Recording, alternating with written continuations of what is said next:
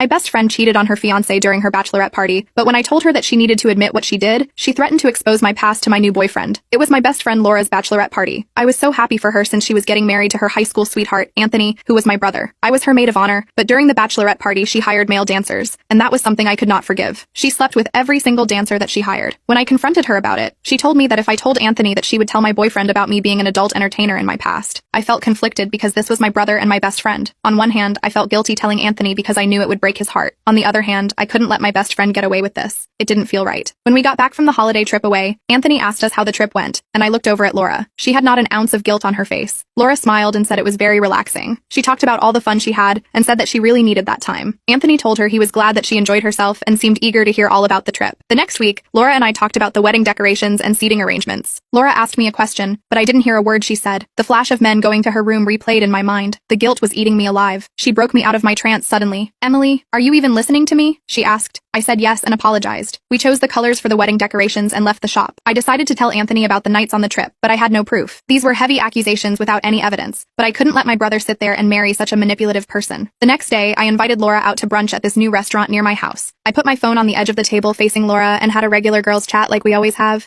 We hadn't spoken one-on-one on the nights of the trip since the night she threatened to tell Todd about my past. We talked about the wedding plans, and she told me how excited she was about everything. Then I brought up the trip and asked her if she wanted to go somewhere like that for her and Anthony's honeymoon. She said she would love that since it was such a beautiful resort, and the food was amazing. I told her that one of the other bridesmaids got the number of a guy she met at the resort. She said that was juicy and told me to spill the tea about it. I said I didn't know much except they planned on having a date soon, and joked that she might be getting proposed to at Laura's wedding. Laura laughed and said she wished she could have taken one of the guy's phone numbers from the resort. I asked her which one. She told me in a low voice. "I'd take the second guy. He was so good in bed." I acted like I was picking up my drink and pushed my phone closer to her. I asked if he was the best out of all of them, and she said by a long shot. We laughed and drank. Soon the waiter brought us the bill, and I ended my voice recording on my phone. We hugged and went our separate ways. The second I got to my car, I called my brother. I told him that I needed to talk to him ASAP and asked to meet up with him without telling Laura. He asked me if everything was okay and what was going on. I told him that I would explain as soon as I saw him. I told him to meet me at my house and hung up the phone. I raced home and waited for Anthony. When he knocked on the door, I answered it quickly and asked if Laura knew he was over there. He said no, and that she thinks he went to visit our parents. I led him to the couch and pulled out my phone. I told him I wanted him to hear something and played the audio. His face dropped. He asked me how long I'd known, and I said since that night. We sat there in a long silence, and he said, "She told me she had a lot of fun and how she really needed that night. She talked about how all the guys on the resort were hitting on her, and she flashed the ring I bought her every time. I couldn't believe she lied to me." I told him I was sorry he had to find out that way, but he just had to know the actual person he was marrying. He asked why I waited so long to tell him, and I told him that she threatened to tell Todd that I used to be an adult entertainer. Anthony said that it shouldn't matter since it happened before you were together, but Todd was a conservative man, and I wanted to be 100% transparent with him at the right time. Also, I wanted him to hear it from me. Anthony told me he was sorry that I got caught in the crossfires of their relationship, but he was my brother, and I cared more about his well-being than keeping a friendship with a liar. I then told him that if he were going to break up with Laura, he would have to do it for another reason. I didn't want Laura to know I told him or recorded our conversation because she could still tell Todd about my past. It was 2 weeks before the wedding, and I got a call from Laura. She was crying and screaming on the phone. I could barely understand what she was saying other than her repeating, "He left me. He left me." I asked her what she was talking about, and she said Anthony called off the wedding. I asked her why, and she said that they weren't compatible because he found some evidence of her cheating on her phone. I could hear her sniffing up the tears. I asked for more information, and she said that was all he had said. She asked me if there was another girl, and I told her I knew nothing about another girl. I said he was head over heels for Laura, and I don't know what could have happened. Her voice sounded so hurt. For a moment I felt bad for her. I knew I would have to be there for her at this time.